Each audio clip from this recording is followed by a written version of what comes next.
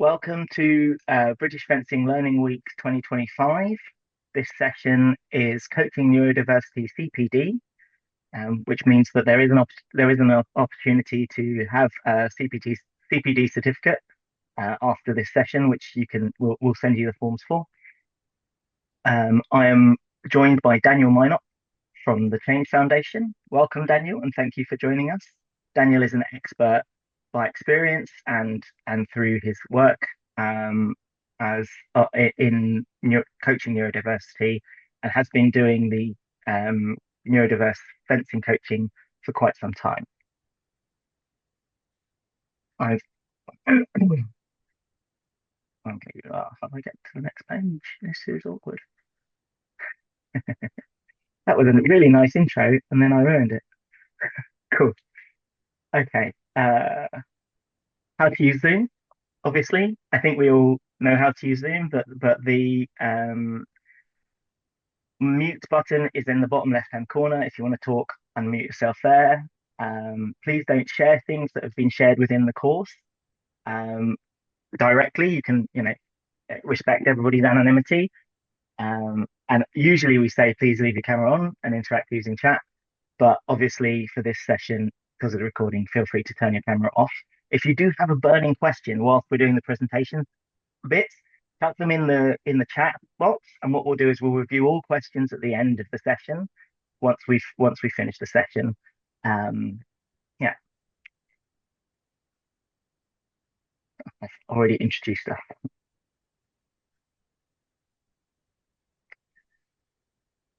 Learning outcomes. So, Dan, would you mind? Yeah. Yes, of course, no problem. So by the end of the course, you'll be able to demonstrate an understanding of general neurodiversity, be able to run specific sessions catered to those young people's needs, and plan player-centered coaching sessions for neurodiverse participants. Brilliant. Certificate requirements. So there is an ongoing assessment beyond the course if needed. It's based on participation and feedback of this session, and there's a form to fill up for feedback at the end, where you can request your certificate. Great stuff, everyone. On to the next one.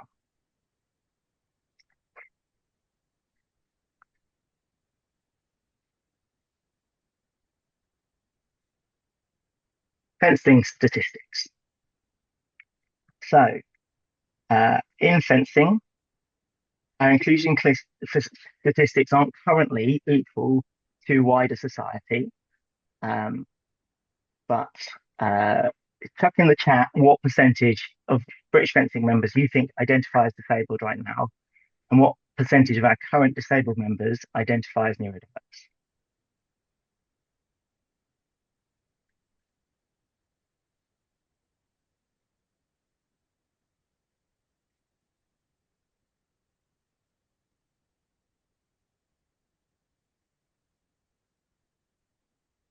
Can you share what responses have come up, Dan, if any? Well, we've got 12% at the moment from Matthew, 12% disabled. Yeah. Have you been to one of my courses before, Matthew?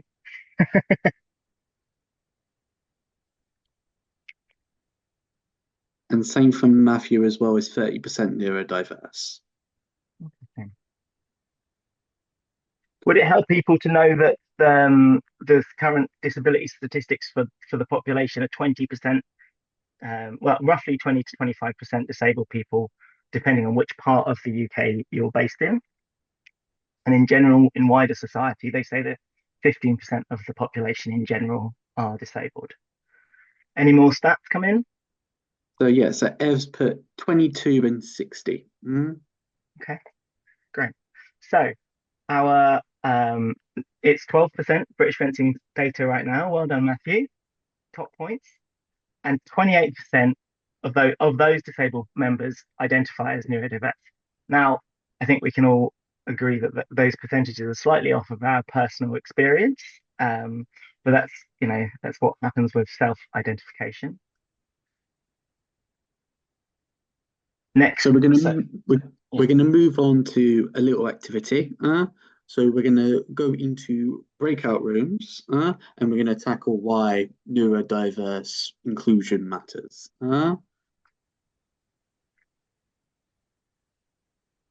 over to you then. Perfect, amazing. So let me just get my slides up as well. So why inclusion matters for your club? A lot of the things you guys have already said, more members for your club, access to more sort of like grant and funding opportunities as well. There's lots of funding out there for disability sport in general. So that's always very, very useful to have, especially when it comes to sort of like neurodiversity as well. Better coaches slash sort of coaching as well. It's just like the more different types of people you work with, the better your coaching actually becomes from that experience. And of course, the Equality Act of 2010 as well. It's just like it's a legal requirement. But yeah, we Well, can go to the next slide. so from fencing's point of view, um, the obviously all of those things about your club are important, but from the person from the person-centered position, the participant enjoys increased mobility and health benefits, better balance and strength, improved communication and social skills, increased opportunities to develop independence, learning to deal with setbacks and manage stresses, and build friendships, tackling isolation. I think someone said the family feel of the club. So yeah, definitely tackles isolation and supports an individual to know more people and to get out and about. Um, and not only is that, do we know that from our own lived experiences of being disabled and and participating in sports and physical activities, but we also have done some research work into this, with those being the key outcomes, which we'll discuss in a moment. But first, a break. Let me just click on this to pause. Oh,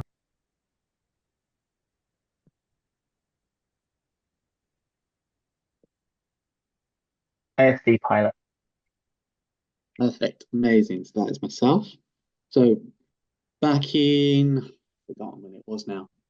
It's 2011. like 20, early 2000. Yeah, 2021. There we go. yeah, 2021. Just like we did a 10-week study in three ASD schools to see if the whole idea of fencing was a good intervention for young people. So we worked in three schools, so 80% of those young people were male and 20% were female, with the average age sort of like being 13 years old, but it was sort of like between that 11 to 16 sort of range. So it was quite diverse, but the primary age being. Uh, we did a load of tests with there as well to measure progress. So tests included balance, mobility, hand-eye coordination, reaction time, global planning, explosive power, and inhibition control. And we can go to the next slide. Yeah, So through the pilot, we saw the following results. We saw general balance improvements, reaction time and coordination improvements, explosive power improvements, and inhibition control improvements. This led to us creating a 24-week program. After the results of that 10-week pilot, we then sought funding for that 24-week program. We found that 10 weeks was a little bit, we saw a lot of change, but we felt that actually a longer intervention was better at that point, and everything would allow us a bit more time to have that greater impact. In 2023, we gained the funding to roll out the program to 100 young people throughout London, and we came out with the following results after 1 year. So 85% of young people showed that they had improved connectiveness to others. 90% of young people showed us that their skills around empathy have improved. 90% of young people showed an improvement in motor skills, and 90% of young people showed an increased ability to deal with change.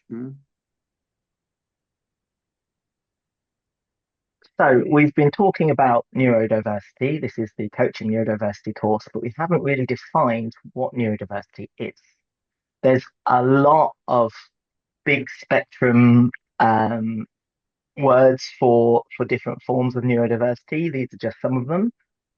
You can see developmental disabilities, ADHD, autism, dyspraxia, anxiety, all of these different neurodivergent um, terms.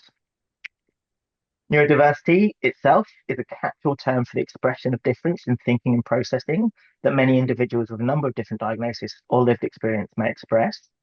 Autism is a spectrum disorder, autism spectrum disorder, that's like ASD. Though we don't particularly like the term disorder in the community anymore, but that's a kind of medical model phrase for it. It's a neurological and developmental challenge that affects how people interact with others, communicate, learn, and behave. I think it actually really majorly affects how they interact with people who don't have uh, autism, because if you get enough people with autism in a room together, they get on fine. ADHD, ADD, attention deficit hyperactivity disorder. It's a ongoing pattern of inattention and or hyperactivity, impulsivity that interferes with a person's day-to-day functioning. Dyslexia is a condition that mainly affects the ease at which person reads, writes, and spells, typically recognized as a specific learning disorder in children. Dyspraxia is a common disorder that affects movement and coordination. Dyspraxia does not affect your intelligence, but it can affect your coordination skills, such as tasks requiring balance, playing sports, learning to drive a car, etc. And many people who are dyspraxic, for instance, don't know their left and their right, um, and may be seen as unintelligent because of that, but it doesn't actually affect your intelligence. Dyscalculia is a specific persistent difficulty in understanding numbers, which can lead to a diverse range in mathematics. And now it used to be believed that one form of neurodivergence prevents other forms of neurodivergence, but now it's much more of a kind of melting pot where we understand that you can have many of these different traits all together, and diagnosis is just a label. We are more than just our labels.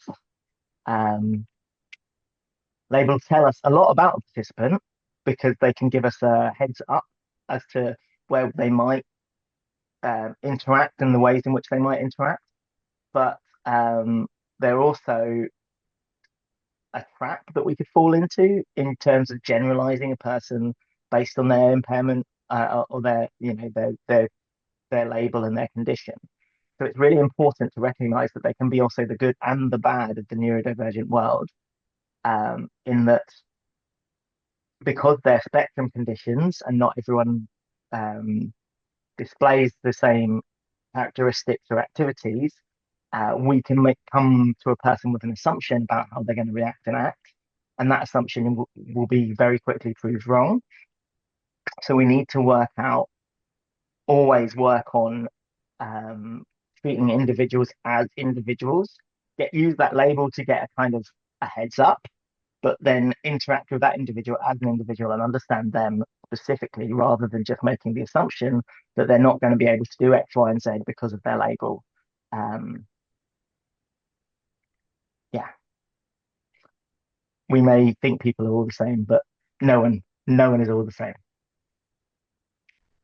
Methods of inclusion.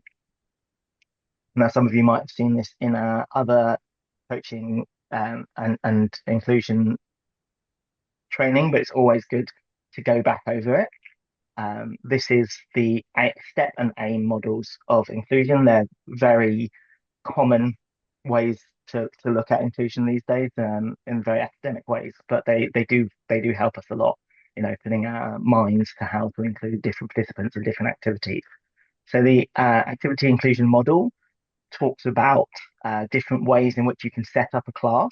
So you can have an open activity where everyone takes part based on what they can do and doesn't have any modification. You can have modified activities, which is where people do the same activity in different ways. Now, I think that that's the most common type of class that I'd see in terms of an inclusion environment. Parallel activities, where you organize ability groups and everyone takes part in variations of the same activities. Now, that doesn't have to be based on any sort of impairment. That can just be people who are really good at fencing, people who aren't really good at fencing, impairment irrelevant to that setup, or it can be wheelchair fences over in one side, standing fences on another side, etc. Or you can have specific activities where people take part in unique activities specific to the sport or their interaction with the sport itself. Now, when we're looking at the ways in which we can help someone with any form of divergence or diversity, understand how to participate within the sport, you can use the step model as a quick kind of jump through, 4-step jump through to give ideas and to support them. So STEP stands for space, task, equipment, and people, I think. We'll find out in a sec. So space, where, so it adapts the playing area to make it more comfortable, maybe by changing the lighting, putting yourselves in environments where someone feels comfortable, changing the distances, that's a part of space, making a target closer or further away, depending on the person's mobility capabilities, for instance, that sort of thing. The task, how, how is it, what is it you're doing? How are you trying to do it? So the physical actions, can we simplify them if someone's struggling? Can we change rules to aid inclusion? Allow different places for starting, different contact rules for different individuals who do or don't like contact, those sorts of things. What equipment can be used? We're very lucky to have Ev van Gemeren on this call, and him and his beanbag rules like games are famous in terms of adaptation to what you're doing. You can also use balls, mats, flags, staff, all sorts of things to help people understand and support their activity better. And then finally, it is people. Who's doing it? How can know your people, and then you can know your adaptation a lot easier. There is another approach called the functional approach, which is I think it's kind of a bit of a pushback at the step and A model, because it just opens up saying be a coach, coach the individual. But I think those step and A models are still very important as kind of quick reference guides to how can I help this person, what can I change. The functional approach asks you to consider the participant's functional ability rather than anything about their impairment. It asks, does the environment impact their ability? We recognize these from STEP. Does the equipment impact their participation? What factors are trainable and what factors are inherent? So is it that they don't understand the kind of a lunge because they can't physically do a lunge, or is it because they haven't yet learned how to do it? And we're working on that. And the really important one, have you asked the participant? Because usually a participant is the expert in themselves. They have to be, you have to get to a really high level of intellectual impairment before the participant doesn't understand themselves better than someone else in the room. So it's always worth working directly with that participant, asking them how they feel, what they need, to then help train them better.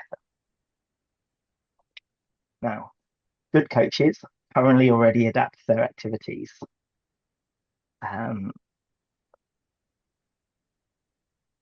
So, for instance, how do you do rats and rabbits? We can use the step model to change the distance that people are apart, the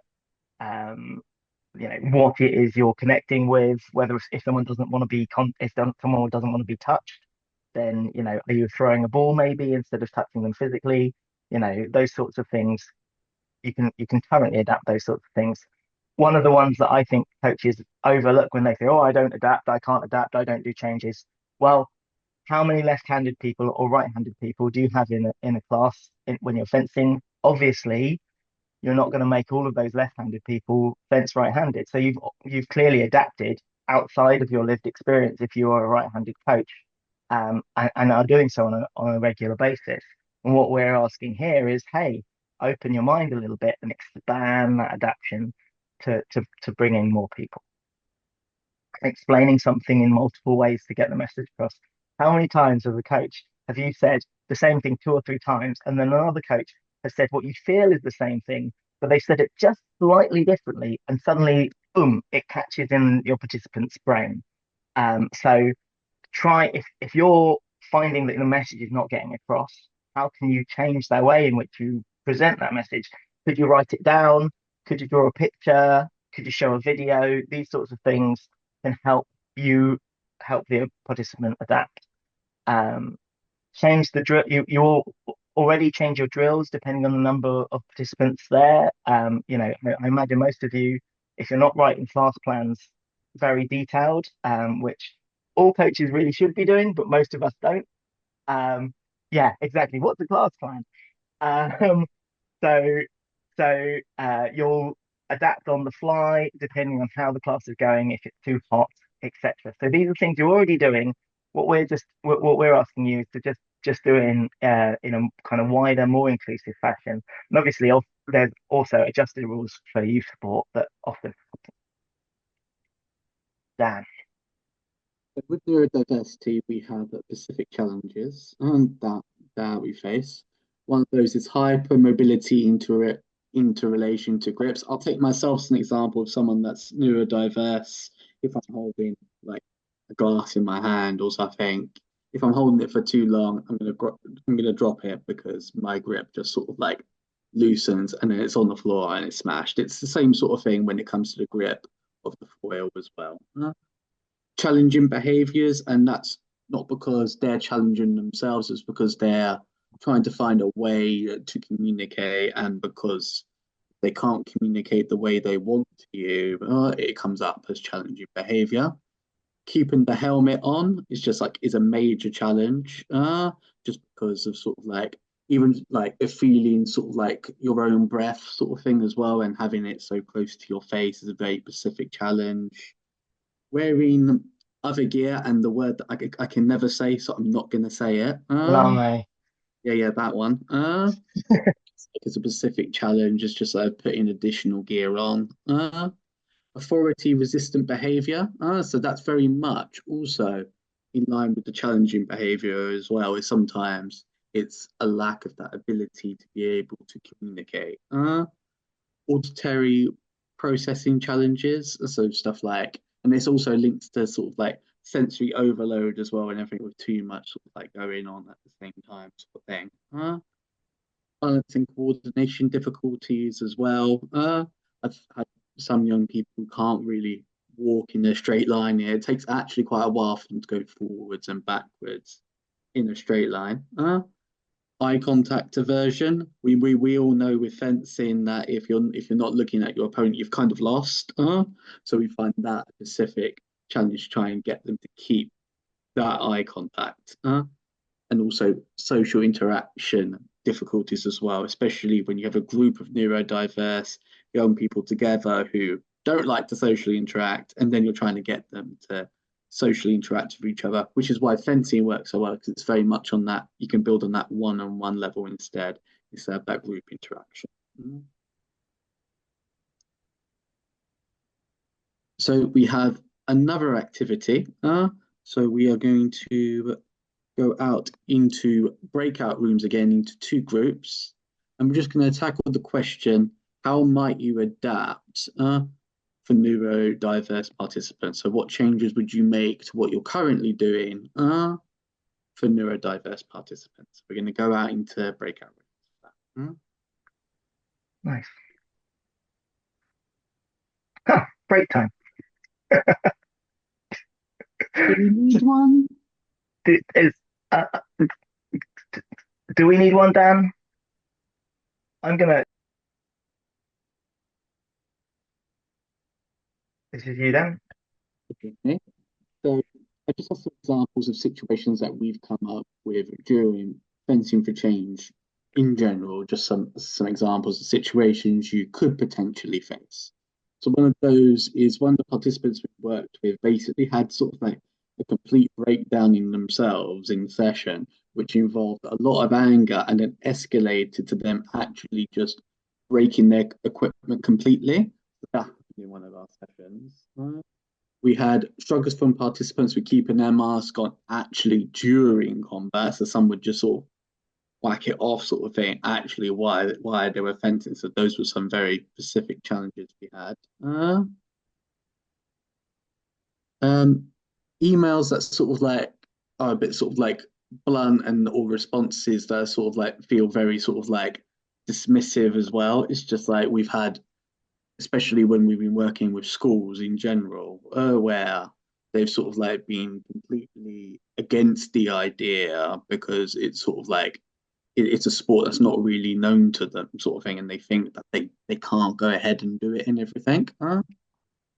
Um, Arguing with the ref is a constant thing, and that can also escalate into sort of like very angry responses when they don't particularly get their own way, sort of thing with it. And then in quotation marks, not paying attention to the task, which I think is a bit of a myth because they are paying attention. It just doesn't look the same way, sort of Yeah, thing.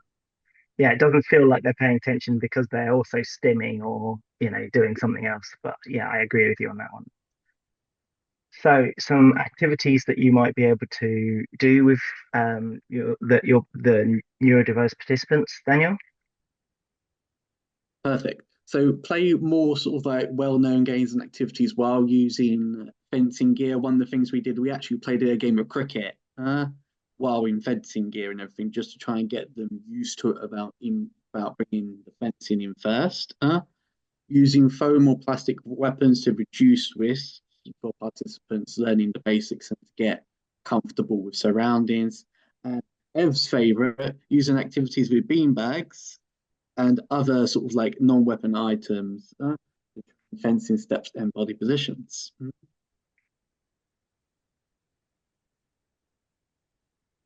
Perfect. Oops. So challenging behaviors. So a lot about what we might sort of do to help people that are neurodiverse cope in our sessions. But now we're going to talk about how we can help challenge these behaviors to help them improve themselves and learn how to cope in the bigger wide world of fencing. Fencing is a great way to do this as it can help sort of like young people with autism and neurodiversity improve their motor and social skills, but sort of challenge them still at the same time. So so it's very important that we very much sort of like know sort of like when to push and challenge these sorts of behaviors and when very much sort of like not to at the same time. Right. So we discussed it previously, but more about taking time to know your participant. Daniel, this is you again. Yes. So very much it's all about knowing the type of young person you're walking with. So taking the time to getting to know the participant. One thing I always did in my sessions, I'd always go around the room and make sure I've spoken to every single person very individually on that one-on-one basis, asking them what might be difficult for them. So very much asking them to tell you, and sort of like just asking them what helps with that situation. And if they can't communicate that to you, it's asking the family what helps them as well, because the family very much knows them, or in some school environments, the teacher that knows them very well as well. Being prepared for a relationship to take time to develop. It's just like sometimes it can take years for a relationship with someone that's neurodiverse, especially autism, to really develop onto that level. And the last one is being open and honest with your participant as well.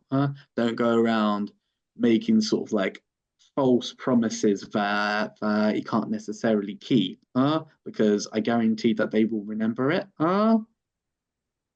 Yeah, it's the same with young children too. To be honest, my 3-year-old, she knows when I've said I promise, she'll hold it to me. Um, it's now tomorrow. You said we would read this book tomorrow. So I think that goes for in general, being open and honest is very important, and honesty is one of the values of British fencing. So, as British fencing coaches, please uphold our values. So we also think it's really important to know yourself as a coach, because as much as you're working to support these individuals, that the feedback loop is two way. And so you might yourself feel challenged by some of these by some of the challenging behaviors you face. You might struggle or be triggered by certain questions, or feel like your authority is being challenged. And so you need to know yourself and give yourself space to breathe as well, not just find that space, not just have that quiet space for your participants to go to if they're feeling overwhelmed, but also sometimes yourself take that quiet space, have a breather, and get back into the action. I've got a quote here which I think is really valuable. They're not being difficult, they're having difficulty. So a lot of the time when someone comes to you and or like is asking too many questions, or you feel like they're disruptive in some fashion, it's because they're personally being challenged and they're having difficulty within that challenge. They don't understand, but they don't know how to say they don't understand, or all sorts of things like that. So take a step back, look at your step and aim systems, look at your personal triggers, what like remember what theirs are, um, and and make sure that you know yourself and you're keeping yourself calm and safe within the environment that you're working with. It's often helpful to have a buddy system, like have another coach who can step in and take over if you're struggling and need to take a minute out. Again, going back to my 2-year-old, um, the amount of tag teaming me and my partner do when one of us is getting overwhelmed. The other one just steps in and takes over, and you don't. There's no need to like discriminate in terms of how you can't like don't when you're taking over undermine what the other coach has been doing or saying. Oh, he doesn't understand. Let's do this together. That's not helpful, but support their position as a coach, but then support the participants' need to understand and to learn. So on to activity 4, dealing with sensory overload. So how might you set up your space and sessions to prevent sensory overload from taking place? Daniel, can you just share for a minute what sensory overload is? What we mean by that term? Sensory overload is like, so sort of like imagine sort of like, sort of, it's very much different for very much different types of people.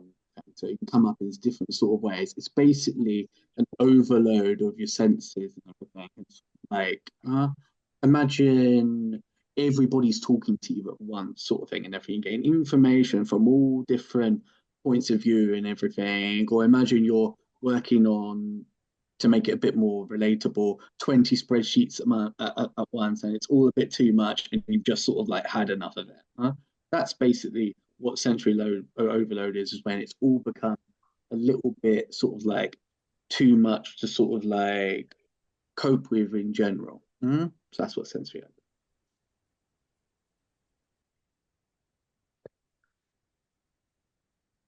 Oh gosh. So some tips that we just discussed to just cover off to help calm sensory overload. Uh, Take things very slowly, change or introduce only one thing at a time, add layers as you're increasing difficulty and things like that. Make it clear that people can take breaks from session, but in a safe way. So, really demarking that space where you can take your mask off from the space where you have to have your mask on, and being clear that, yes, if you have a challenge with your mask, for instance, and that's causing you issues, you cannot take it off unless you come past this area, at which point you're in the safe area, go ahead, take your mask off, have a break. So make sure that they're taking breaks, but they're safe. Um, have a space in sessions where people can go, participants can go to decompress. If you have like an office room or something like that that's quiet, um, that doesn't have a big fan going, no music, those sorts of things, that's really helpful. You can get pop-up tents that kind of quiet the space and darken the area that people can kind of go into as well, which can be very helpful. Um, we have at British fencing events, we have fidget kit and headphones that people who have sensory challenges can come and borrow for the event. Yeah, right here is my fidget, my current favorite fidget toy. Um, that so that's really helpful to have something on hand, in case people forget their personal fidget, and give lots of encouragement when people do push past their limits. When you understand, because that can really help someone feel good about overcoming a challenge and continue. I mean, for that day, it might not be that they go back and don't have the energy to overcome that challenge next time. So don't expect that of them. But it's great to recognize and praise where that's necessary. Patience is the virtue fundamentally, um, in all these things. So remember, you're dealing with an individual, and and be patient with yourself and with them. There's a couple of little moments about where to next. You can track. So if you've been taking notes, you can take notes down. Um, these are and here are some additional resources that you can access. Obviously, you can get in touch with me, Rick Rodgers, rick.rodgers at britishfencing.com. You can get in touch with Daniel Mynott at changefund.org.uk, Fund, FDN, the Change Foundation or the British Fencing website. Also, the Activity Alliance have some good help and access to the other NDSOs. So now we're time for questions. Thank you very much.